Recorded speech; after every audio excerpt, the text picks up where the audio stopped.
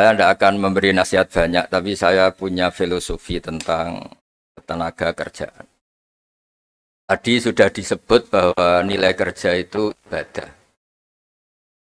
Agama manapun pasti setuju kalau orang mendapat rezeki atau mendapat kebutuhannya karena lewat jalan yang halal. Jalan yang halal itu biasanya pilihannya itu ya kerja, terus mungkin warisan, terus hibah. Ini penting saya utarakan karena saya nanti akan baca beberapa makalah yang diriwayatkan ulama-ulama top ya, kitabnya Imam Ghazali.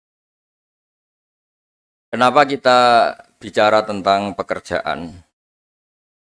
Harusnya kita ketika dapat rezeki itu asumsi Islam, asumsi kebaikan itu to'amul wahid yakfi is.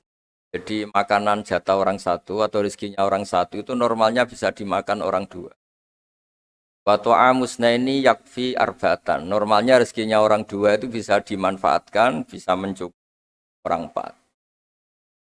Jadi kekacauan dunia ini dimulai karena jatahnya orang satu menghabiskan jatahnya orang seribu. Jadi gara-gara kerakusan itu terus sistem sosial itu menjadi kacau.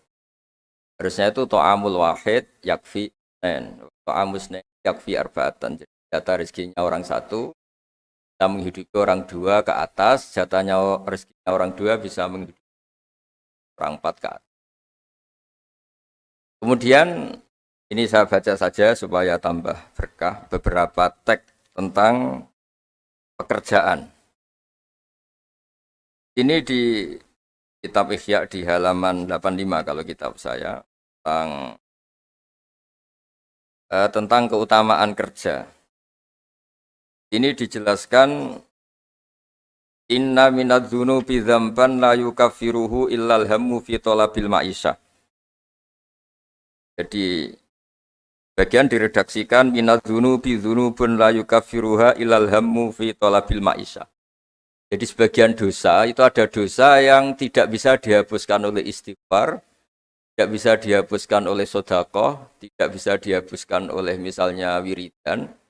Yang bisa menghapuskan dosa itu hanya kalau kita serius atau kepikiran, hammu itu kepikiran mencari maisha, cari rezeki.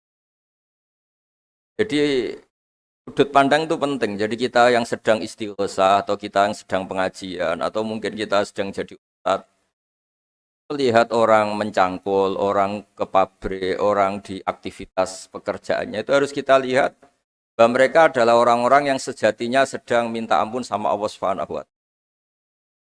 Karena di sistem pekerjaan itu lahirlah satu variabel atau satu apa saja yang positif.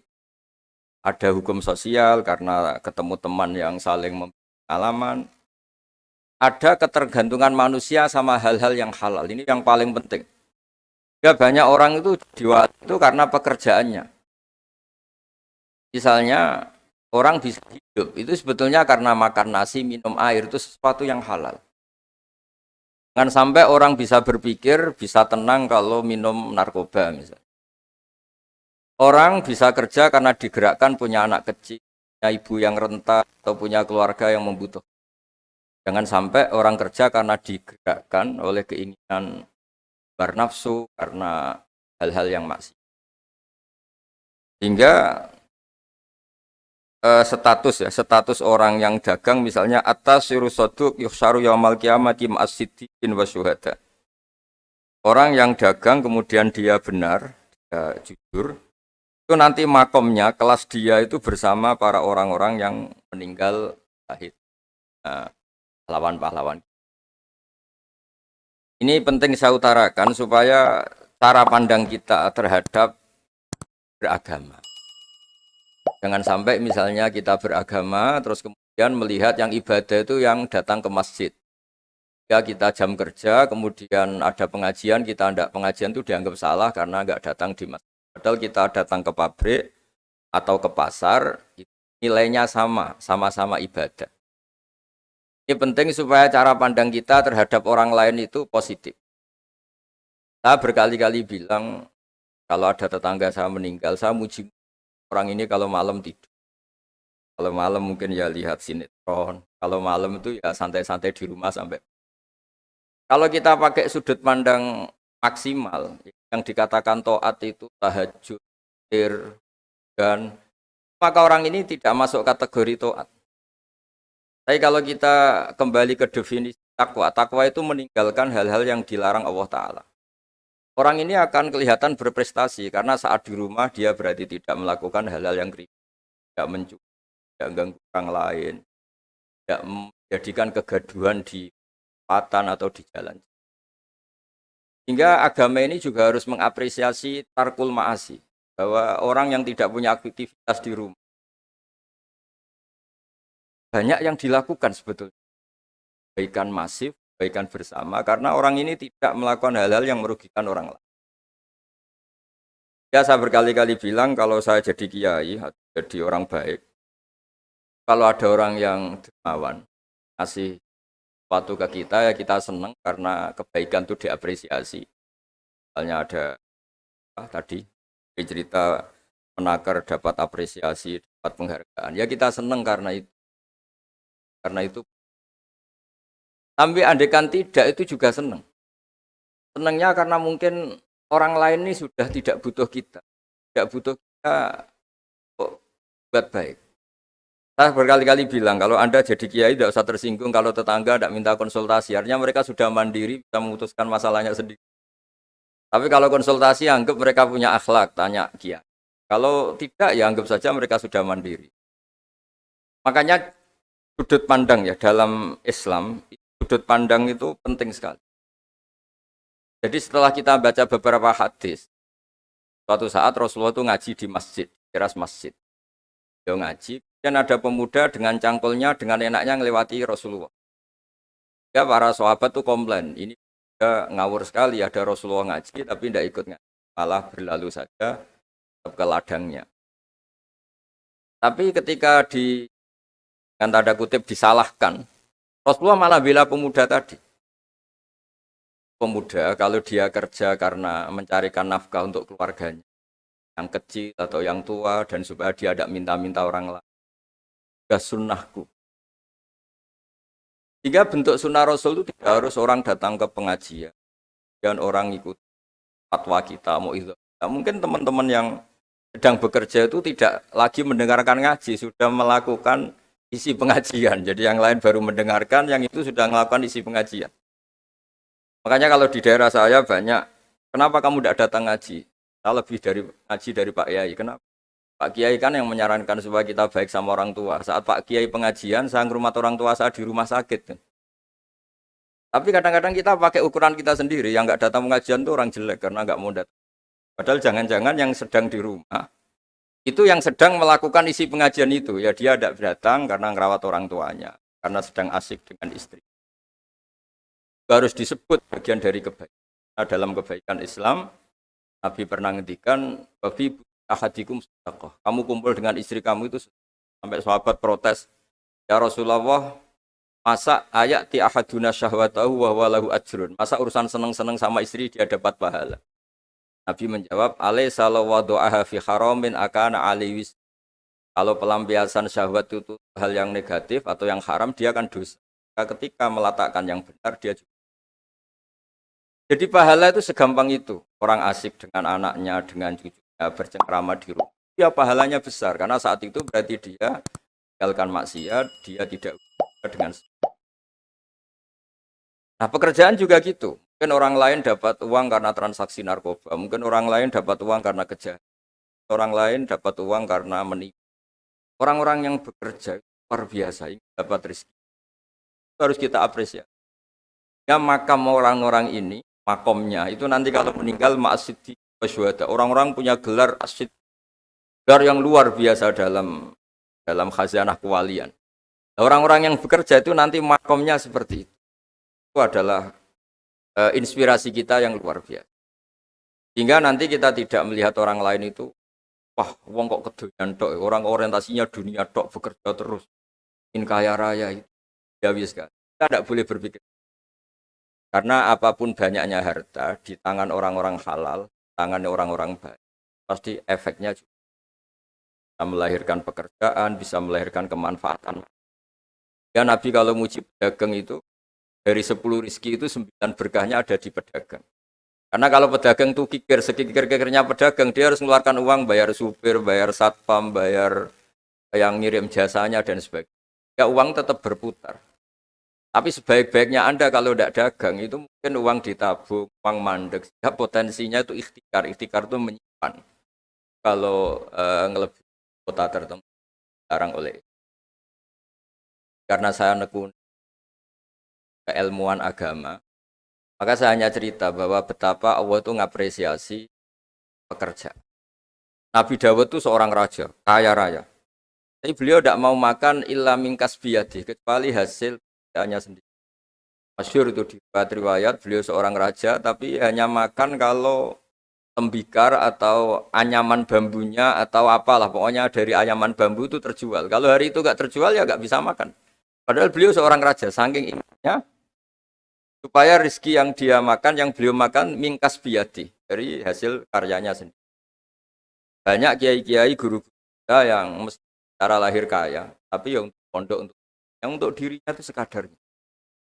Bahkan saking ekstrimnya di dunia kiai itu ada seorang kiai yang pisang tanam secara halal dan di tanah yang pasti halal. Tiap makan yang mungkin rofahiyah itu ya agak hura-hura itu. Kafaroi dengan makan pisang itu. Satu pisang dibagi-bagi dan itu dianggap kafaroh. Nah kenapa cara-cara publik itu banyak rofahiyah? Rofahiyah itu begini misalnya. Mungkin kalau kita kiai kecil, atau tokoh kecil, atau siapa saja yang nasibnya kecil, mungkin kita muassis, kita pendiri. Misalnya ada kiai kecil, kampung tertentu, dia pendiri. Tapi mungkin setelah kita jadi kiai besar itu, jauh diundang masjid itu. Dan kemudian posisi kita mendapat. Yang menjadikan kita harus tawaduk, seperti tadi, syairnya Mbah Mus tadi. Ketika kiai kecil, pendiri masjid, tanah kita dipakai masjid, setelah kita kiai besar kok malah dapat uang dari masjid. Mungkin karena kita kuliah tidak pati pinter itu, kelasnya jadi tokoh di pedalaman. Akhirnya kita mungkin apa di situ yang manfaat? Pikiran, air, apa yang manfaat? Kalau kita kepinteran malah jadi orang yang terus hanya dengan negara itu mendapat, bukan memberi. Nah hal-hal seperti ini harus jadi motivasi semua pekerja. Menteri juga mentalnya harus memberi. Pekerja juga mentalnya harus memberi. Maka dulu banyak negarawan kita bilang hubungan Anda dengan negara itu sejauh mana Anda memberi sama negara ini. Dan berpikir sejauh mana negara ini memberi kepada kita. Itu yang diajarkan guru kita, orang-orang kita, bahwa hubungan kita dengan negara, dengan orang lain itu yunfikun itu berkontribusi.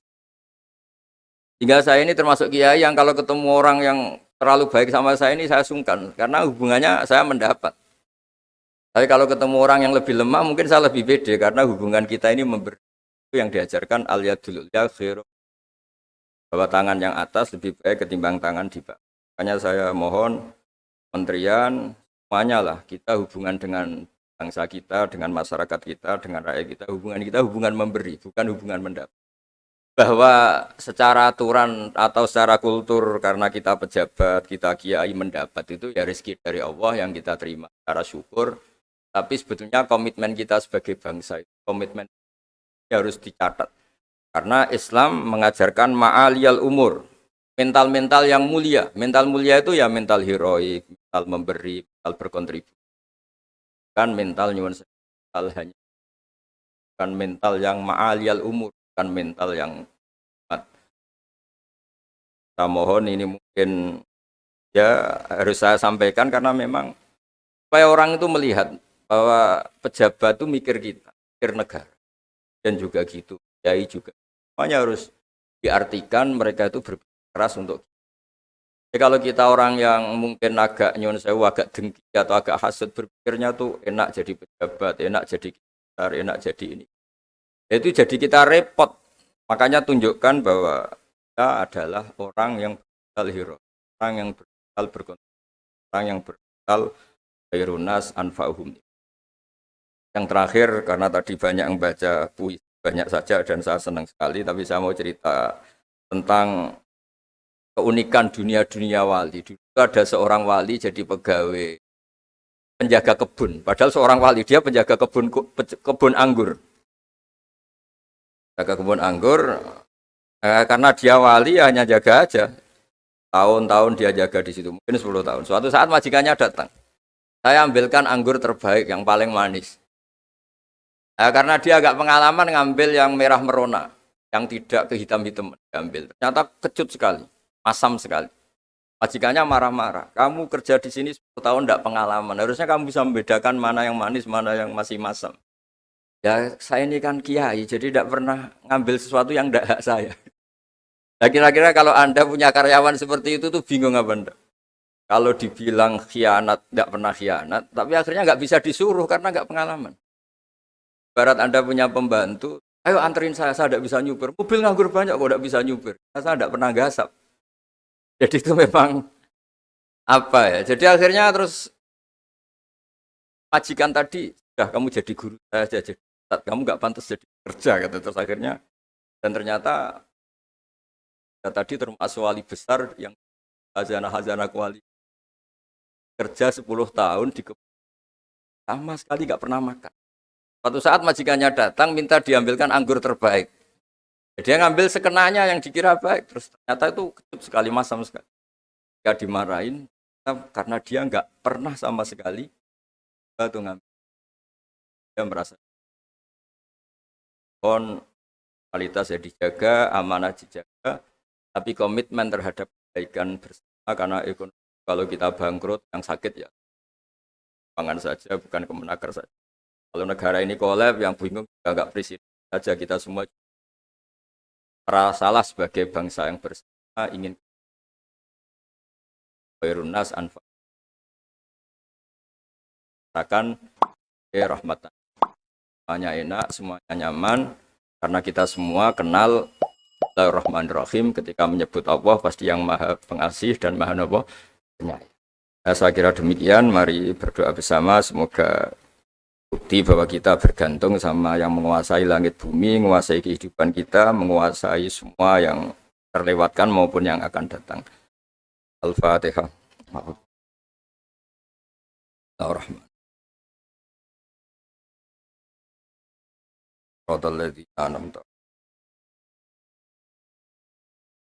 Ahmaduka ya ghafuru ya syakuru masalli wa sallim alal basyirin. As'aluka bi anna lakal hamda la ilaha illa anta al-hannan al-mannan. Ya bati as-samawati wal ardi ya hayyu ya qayyum ya dzal jalali wal ikram. Antarzuqona ya Allah husnal muamalati fi ma baini. Waj'alna aminin mutmainin alladzina la khaufun 'alaihim wa lahum yahzanun. Waj'al baldatana ya baldatan mutmainnat. Ya'tina ya warisku karahotan warzuqna insyirahus sadri laka. Warzuqna salimin ghanimin mu'afin min kulli bala'id dunya al akhirah. Rabbana atina fid dunya hasanah wa fil akhirati hasanah. Sallallahu ala sayyidina Muhammad sallallahu alaihi wasallam. Subhana rabbika rabbil izzati amma yasifun. Wassalamun alal mursalin. Alhamdulillahi rabbil alamin.